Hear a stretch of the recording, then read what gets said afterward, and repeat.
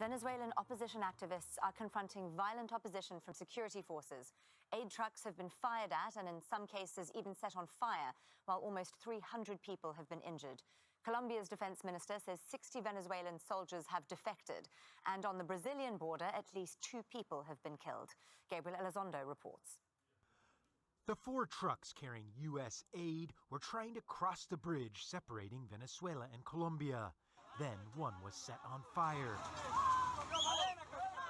The opposition said it was set ablaze by the Venezuelan soldiers, but the government says the opposition did it to pin the blame on President Nicolás Maduro. One incident in a day of confusion and violence. In Venezuela, there were clashes between supporters of opposition leader Juan Guaidó and security forces. Several people were injured.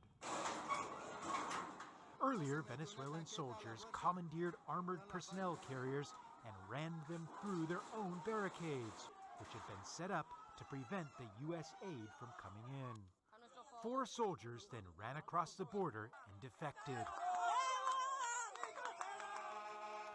Guaidó watched events from the Colombian side of the border.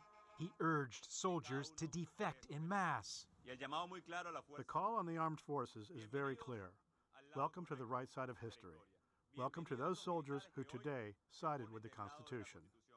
But it didn't happen. In the capital, Caracas, Maduro seemed emboldened. No puedo seguir soportando. I can't continue putting up with this. We can't continue putting up with Colombia lending itself to an aggression against Venezuela.